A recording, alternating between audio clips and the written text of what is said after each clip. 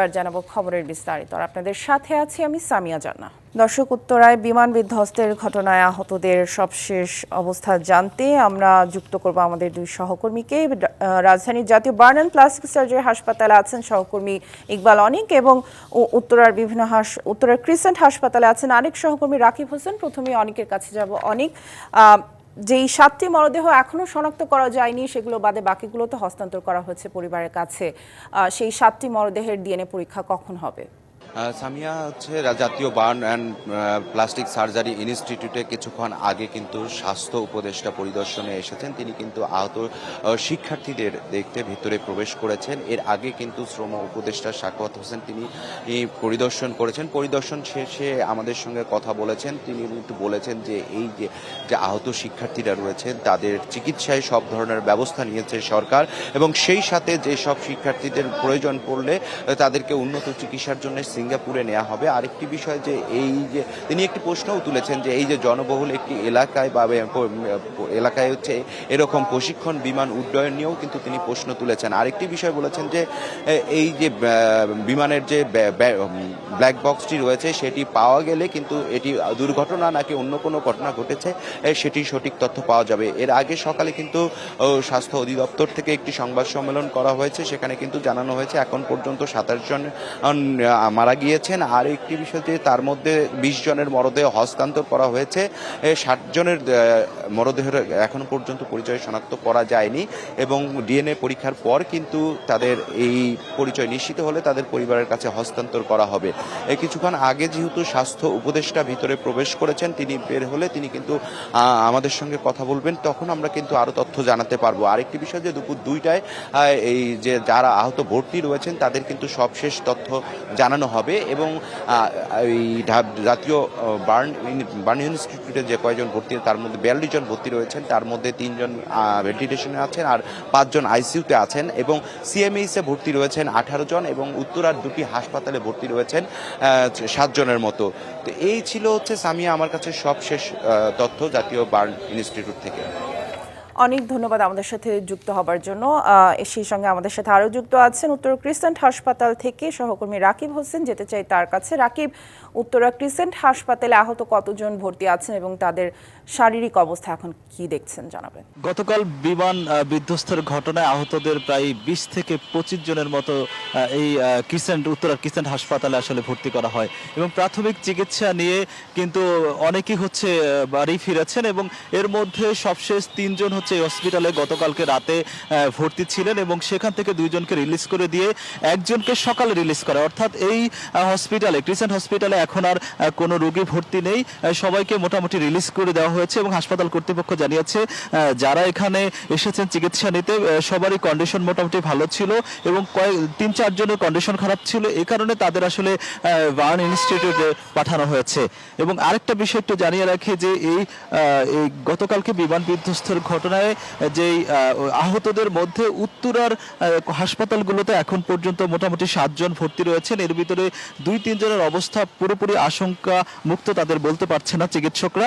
তারা জানিয়েছেন যে তাদের পর্যবেক্ষণের ভিতরে রাখা হয়েছে, 72 ঘন্টা পার হওয়ার পর আসলে তাদের অবস্থার পরিবর্তনটা আসলে জানাতে পারবেন। তবে সকাল থেকে এই উত্তর এলাকার যেসব হাসপাতাল রয়েছে 4-5টি হাসপাতাল যেখানে আহতরা চিকিৎসা নিয়েছেন, সবখানে আমরা সকালে ঘুরেছি এবং দেখেছি, এবং এখানে অনেকের পরিবার এবং আত্মীয় স্বজনরা এসেছেন খোঁজ খবর নিতে, যে আসলে যারা আহত রয়েছেন তাদের দেখার জন্য এসেছেন, এবং যারা এখনো নিখোঁজ রয়েছেন তাদের খুঁজতে এসেছেন। তবে ঢাকা জেলা সিভিল সার্জনের সঙ্গে আমরা যোগাযোগ করেছি, তারা আমাদের যেটা জানিয়েছেন যে এই যে যারা এখানে এই বিমান দুর্ঘটনায় প্রায় 27 জনের মতো এখন পর্যন্ত নিহত হয়েছেন, এর ভিতরে যাদের মরদেহ এখনো শনাক্ত হয়নি, পরিচয় শনাক্ত হয়নি, তাদের পরিচয় শনাক্তের জন্য আসলে স্বজনদের দরকার।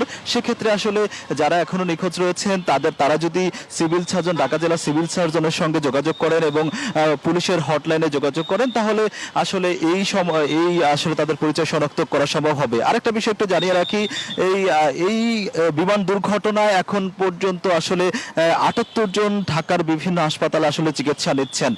তাদের অবস্থা কয়েকজনের অবস্থা আসলে আইসিইউতে কয়েকজন রয়েছেন, তাদের অবস্থা অপরিবর্তিত।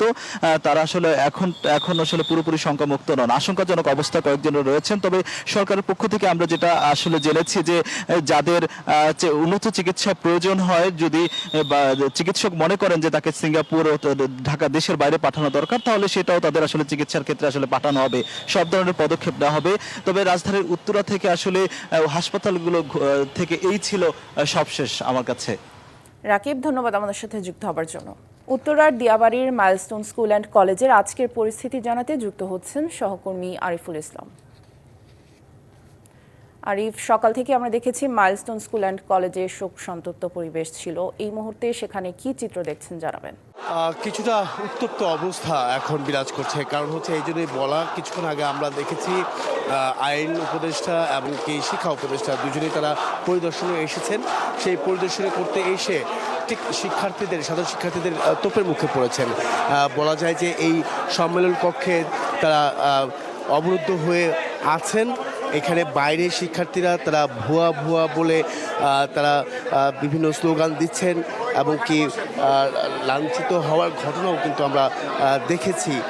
সেই দুই উপদেষ্টা আসার প্রেক্ষিতে তারা এই ঠিক ক্যাম্পাসের বাইরে এইভাবেই তারা অবস্থান নিয়েছেন এবং কি প্রতিনিয়তই তারা এই ভুয়া ভুয়া শব্দটি তারা ব্যবহার করছেন দুই উপদেষ্টাকে দেখে।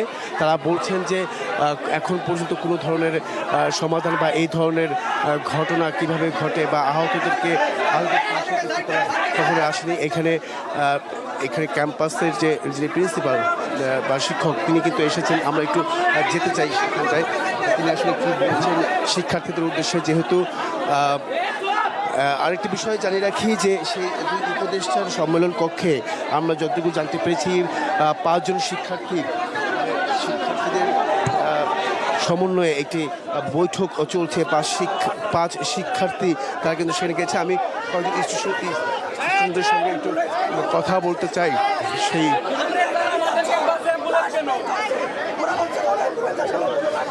এখানে যদি আমি একটু দেখাতে চাই যে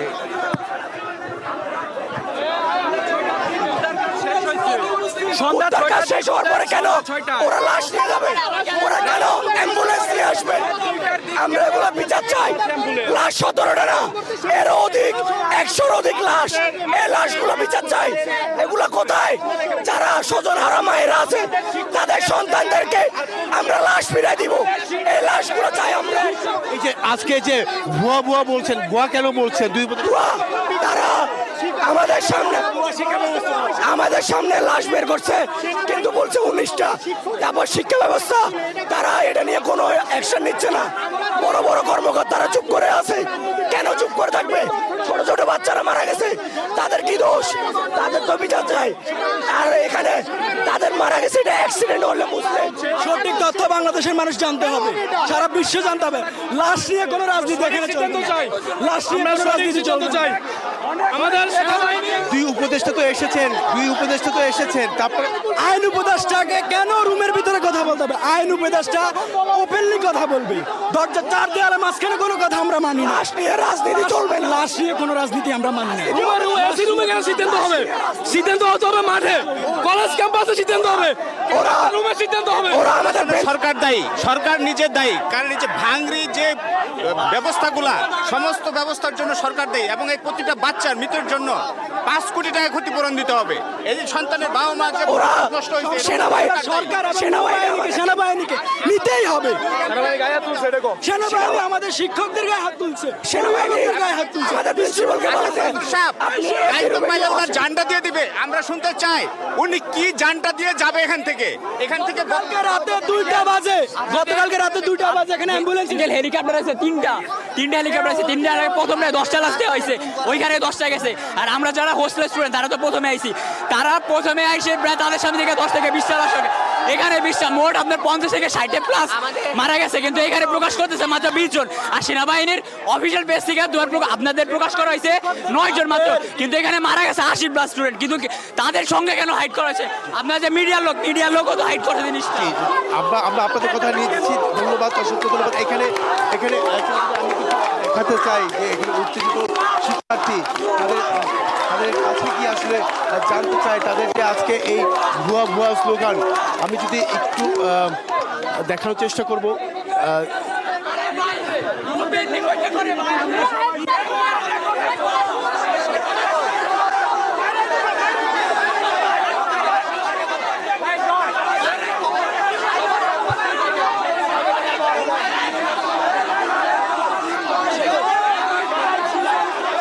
এখানে মূলত আমি যদি একটু বলতে চাই যে সমস্যা কোন জায়গাটাতে হচ্ছে যে উপদেষ্টা যখন এসেছেন, উপদেষ্টা মন্ডলীরা তারা কিন্তু এসে ভিতরে বসেছেন এবং কি 5 শিক্ষার্থীর সঙ্গে তারা আলোচনায় বসেছেন।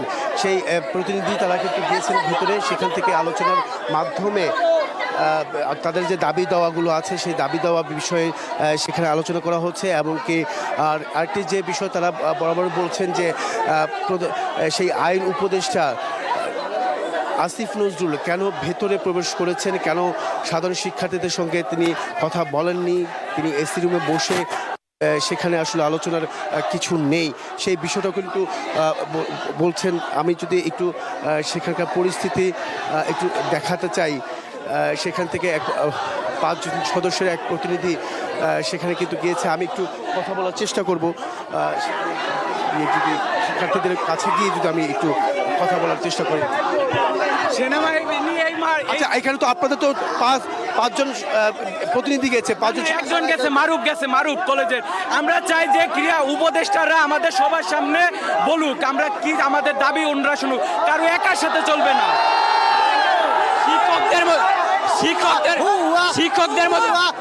শিক্ষকদের মতো গুরুজনদের হাতে যদি সেনাবাহিনীর মতো আর্মি সদস্যরা যদি গায়ে হাত তুলে, তাহলে এটা কেমন দেশ হলো?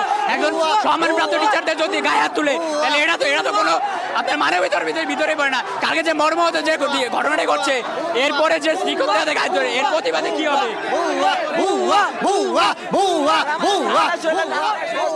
ভাই, যে F7 যে প্লেনটা যেটা ক্র্যাশ করছে, ওটার ভিতরে ব্ল্যাক বক্স একটা বক্স ছিল, ওটার ভিতরে সব ডেটা কালেক্ট আছে। ওটা সামনে আনতে হবে। আর প্লেন ওড়ার টাইমে 7 জন লোকের একটা ইনভেস্টিগেশন টিম আছে, সেটা চেক করছে, তাদের সবার সামনে আনতে হবে। আর প্রত্যেকটা জনসম্মুখে আনতে হবে, আর প্রত্যেকটা মরদেহর হিসাব দিতে হবে। আমাদের এটাই সবকিছু সেনাবাহিনী কেন আমাদের তাদের উপরে হাত তুলেছে সেটার বিচার দিতে হবে। কোন কারণে, কোন স্পষ্ট কারণে?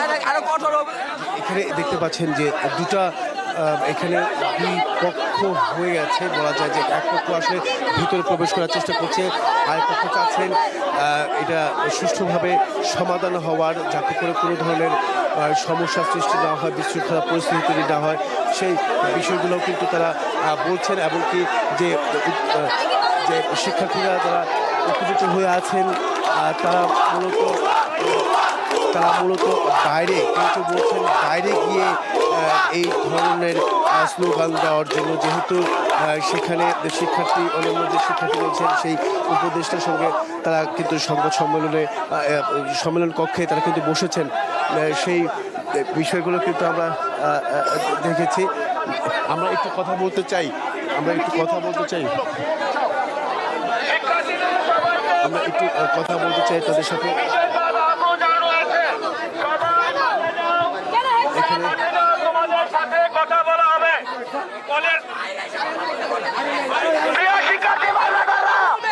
সবাই শুনো আমার কথা, সবাই শুনো। আমরা কেউ ভিতরে যাব না, আমরা সবাই মাঠে যাব, সবাই মাঠে যাও, সবাই মাঠে যাও।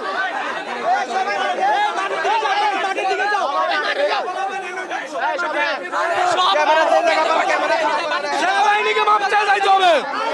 সেনাবাহিনী আমাদের শিক্ষকদের গায়ে হাত তুলছে, স্টুডেন্টদের গায়ে হাত তুলছে, তারা কেন এরকম একটা মর্মান্তিক দুর্ঘটনার সময় শিক্ষকদের গায়ে হাত তুলছে, এটার জন্য তারা অবশ্যই প্রতিষ্ঠানের পক্ষে সেনাবাহিনীদের কাছে ক্ষমা চাই যাইতে হবে এবং লাশের সঠিক সিদ্ধান্ত দিতে হবে। এমনকি নিউজগুলা যারা সংবাদ মাধ্যম আছে, তারা কেন সংবাদ মাধ্যম কেন চুপ? এখন কেন আসলো? রাত 3টা পর্যন্ত কাহিনী করছে, রাত 3টা। এখন কি মজা দেখতে আসছে?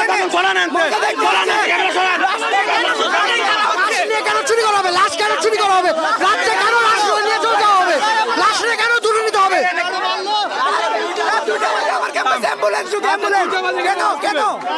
ক্যামেরা সংবাদ মাধ্যম যান, রাজনীতি শুরু করছে তারা। এতগুলা লাশ খেতে এত কম কেন তৈরি করছে? দুইটা বাজে কেন অ্যাম্বুলেন্স পাবে? আমাদের একটা দাবি, কালকে দুইটা বাজে কেন লাশ নিল, সেটা কালকে অ্যাম্বুলেন্সে 2টা বাজে কেন লাশ নিল, এটা আমাদের দাবি। এখানে অনেকের মধ্যে যে কথাগুলো হচ্ছে, যদি আমি একটু দেখাতে চাই যে এখানে সাধারণ শিক্ষার্থী তারা প্রত্যেকে কিন্তু ভুয়া ভুয়া স্লোগান তারা দিচ্ছেন।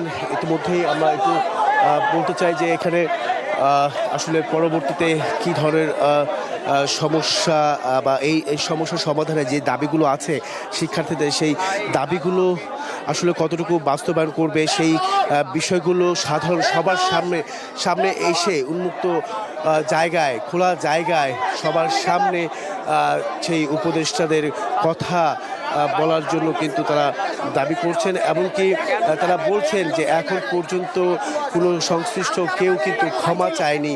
এমনকি তারা যে উপদেষ্টা যারা এসেছেন তাদের যে সত্য ঘটনা। আপনারা কালকাও এখানে আসছিলেন, কালকা যখন আগুন লাগে আমাদের সেনাবাহিনী আসার আগে, পর্যাপ্ত পরিমাণে ফায়ার সার্ভিস আসার আগে আপনারা আসছেন, সংবাদ কর্মীরা আসছেন, আসার পর আপনারা ফায়ার সার্ভিসের গাড়ির উপর দাঁড়ায় ভিডিও করতেছেন। ছোট ছোট পোলাপান, ওদের মতো পোলাপান যারা বালতি উঁচা করতে পারে না, বোতলে পানি নিয়ে গেছে। আপনাদের একজন সংবাদ মাধ্যমের কর্মী ওই জায়গায় এক বালতি পানি আমাদের দিয়ে হেল্প করে নাই, আপনারা তারা ভিডিও করতেছিলেন ওইখানে, আর আপনারা ভিডিও করছেন, ঠিক আছে ভাই, সেটা খুবই দুঃখজনক, ভাই কয়জন মারা গেছে? আমরা সেগুলো আমাকে সেগুলো আপনাদের কথা জানানোর জন্য এসেছি। আপনারা বলছেন আপনারা কতজনকে দেখেছেন, যদি বলতেন। আমাদের কথা ওঠে না, আমাদের কথা হচ্ছে আপনাদের সংবাদ চ্যানেল থেকে এটা কথা আপনাদের কাছে তথ্য আছে না, কারা প্রথমে এখানে আসছিল সুজা হিসাব, তাদের কি মনুষ্যত্ব নাই? মনুষ্যত্ব বেঁচে খাইছে, তারা দেখে নাই ছোট ছোট বাচ্চারা ওইখানে চিল্লাইতেছে, ছোট ছোট বাচ্চারা আগুনে পুড়তেছে। আপনারা কতজনকে দেখেছেন ইনস্ট্যান্ট? আপনারা কতজনকে এমন কোন ওইখানে পুলিশ আসার আগে, সেনাবাহিনী আসার আগে আপনাদের সংবাদ মাধ্যমের কর্মীরা আসছে, এমন কোন নিউজ চ্যানেল নাই যেখানে আসে নাই। আপনারা কতজনকে দেখেছেন? ওই জায়গায় তো অনেকে বললো 10-20 জনের মতো।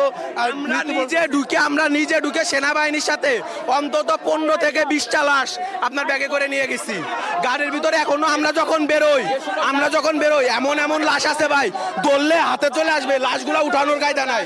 কেমনে বলে 15 থেকে 20 রুমের ভিতরে ছিল, যে সকল লাশ রুমের ভিতরে ছিল সেগুলো কেন ফ্লাশ করা হয় নাই? আমরা চাই যে সেগুলো ফ্লাশে নিয়ে আসা হয়, এনে সবাইকে তদন্তের মাধ্যমে যতগুলো স্টুডেন্ট মারা গিয়েছে এর টোটাল সংখ্যা আমাদের জাতির সঙ্গে প্রমাণ করতে হবে। কেন তারা রাতের অন্ধকারে এই ব্লাস্টগুলিকে গোপন করার পায়তারা করলো? সেনাবাহিনী কেন চেষ্টা করছে? আমরা তাদের উপর বিশ্বাস নিয়ে এসেছিলাম। আরেকটা বিষয়, আমার ছাত্রছাত্রী যেভাবে সহযোগিতা করেছে, আপনারা এখানে আগে এসেছিলেন, আমরা চাচ্ছিলাম যে আপনারা অবশ্যই আগে এই প্রচার করবেন যে আপনারা সবাই আসুন, আমাদের বাচ্চাদেরকে বাঁচান, এটা দরকার ছিল, কিন্তু আপনারা করেন নাই। গণমাধ্যম কেন করলেন না সবাইকে সহযোগিতা করার জন্য? আপনার জনতা যত জনগণ ছিল সবাই চাচ্ছিল যে আগে বাচ্চাকে উদ্ধার করার জন্য, এটা সবাইকে ভিডিও করার জন্য আসছে? আমরা চাই যে আপনারা প্রচার করবেন, পাশাপাশি আগে উদ্ধার করবেন। আমাদের এটা পুরোটাই প্রচার হয়েছে, আমরা সরাসরি ছিলাম, দর্শকরা দেখেছে আপনাদের যে দাবি দেওয়ার কথাগুলো সবই দেখেছে। আপনাদের সব আমাদের সংবাদ মাধ্যমে কোনো কথা নাই, কালকে আমরা দেখছি সংবাদ। জি, এখানে যে বিষয়গুলো আছে আমরা একটু যে বিষয়টা তারা মূলত চাচ্ছেন যে সঠিক যে পরিসংখ্যান, সঠিক তথ্য দেওয়া, মৃতের সংখ্যা এমনকি আহতদের সংখ্যা সঠিকভাবে দিতে হবে, সেই দাবিগুলো কিন্তু সবার মাধ্যমে এই সমস্ত আপনারা সংগ্রহ করার পরে জাতির কাছে প্রকাশ করবেন, এটা আমাদের দাবি। কারণ আমার যতগুলো ছাত্র মারা গিয়েছে, আমরা এই বইয়ের বুক খালি হয়ে গেছে, আমরা এই প্রতিষ্ঠান থেকে আমি কালকে যখন মেডিকেল কলেজে গেলাম, এখানে উত্তর মেডিকেল কলেজে, আমি তোকে স্থির করতে পারি নাই। বিশ্বাস করেন, যে সকল ছাত্রছাত্রীর গায়ের থেকে যে মাংস ছিল, সমস্ত মাংস সব চলে গিয়েছে।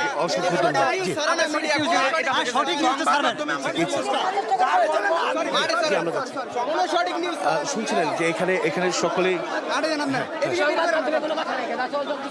এখানে কিছুটা ক্ষুব্ধ যে ছাত্ররা, শিক্ষার্থীরা, সেখানকার পরিস্থিতিটা আসলে একটু ঘোলাটে হয়ে গেছে। বিশেষ করে মিডিয়া বা সংবাদকর্মীদের উপরে তারা কিছুটা ক্ষিপ্ত হয়েছেন। তারা বলছেন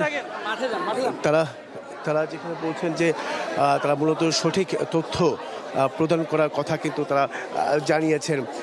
এই পরিস্থিতি আসলে যদি আমরা একটু দেখাতে চাই যে সেই উত্তপ্ত অবস্থা বা পরিবেশ যে পরিস্থিতি তৈরি হয়েছে সেটা আসলে সমাধান হতে কতক্ষণ লাগবে, যেহেতু এখন গণমাধ্যম কর্মীদের উপরেও কিছুটা ক্ষিপ্ত তারা বিভিন্নভাবেই আসলে তারা বলে যাচ্ছেন আমরা সঠিক গণমাধ্যম সঠিক তথ্য তুলে ধরতে পারেনি, ব্যর্থ হয়েছে। তো সেই বিষয়ে পরিস্থিতি আসলে পরবর্তীতে যেহেতু উপদেষ্টা দুজন আছেন ভিতরে শিক্ষার্থীদের সঙ্গে বৈঠকে বসেছেন, পরবর্তীতে কী সিদ্ধান্ত হয় সে বিষয়টা পরবর্তী সংবাদে জানার চেষ্টা করবো। এই ছিল এখান থেকে সবশেষ। আরিফ, ধন্যবাদ আমাদের সাথে যুক্ত হবার জন্য।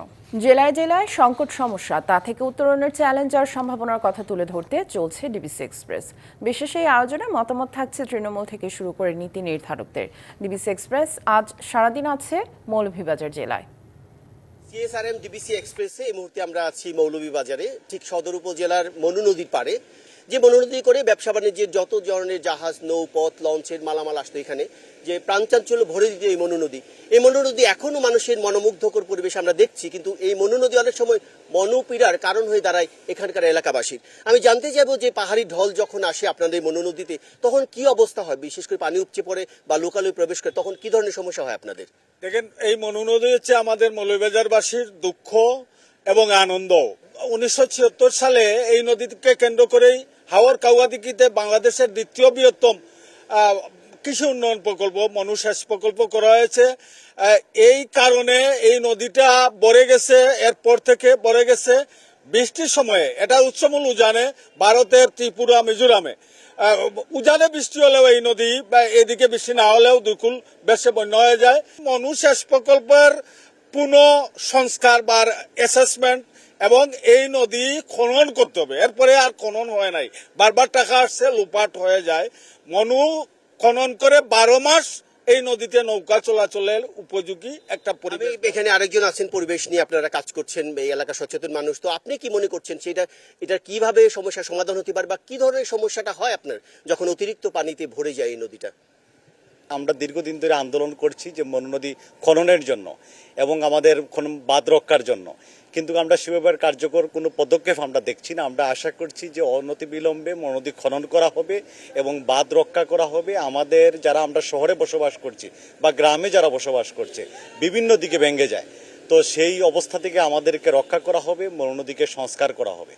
আমাদের একজন সিনিয়র সিটিজেন আছেন, মুরব্বী মানুষ, আমরা শুনছিলাম যে নদী একসময় লঞ্চে আপনারা যাতায়াত করতেন, এই অতীত স্মৃতিটাকে একটু ছোট করে বলবেন আপনি? আমি ছোটবেলা দেখছি আমাদের এখানে ছোট ছোট লঞ্চ আসতো, কার্গো অনেক মাল নিয়ে আসতো এবং বাঁধ ছিল না। তখন আমরা মনে করতাম যে মনু নদী আমাদের আশীর্বাদ, পানি আসতো চতুর্দিকে গড়াইয়া পানি যাইতো, কি পানি এইভাবে থাকতো না। এখন দুই পাশে বাধ্য হয়েছে, যেদিকে বাঁধ ভাঙলো ওই দিকটা মানে অভিশাপ হইয়া দাঁড়ায় এখন আমরা লাগে। তাই আমি মনে করি এখন মনু নদীটা খনন করা জরুরি এবং একটা পরিকল্পনা করা যাতে এইভাবে বাঁধ না ভাঙতে পারে বা বাঁধে শক্ত করা। সবাইকে অনেক ধন্যবাদ আমাদের সাথে সংযুক্ত হওয়ার জন্য। শুনছিলাম যে আসলে মনু নদীর যৌবন ফিরে আনার জন্য যে এলাকাবাসী তার সেই দাবি জানাচ্ছেন। আর আমি এই সিএসআরএম এক্সপ্রেসে, ডিবিসি এক্সপ্রেসে আমি যে কয়েকটি জেলা ঘুরেছি, এর মধ্যে দেখছি মৌলভীবাজারে সবচেয়ে সুন্দর, মোটামুটি পরিষ্কার, বেশ পরিচ্ছন্ন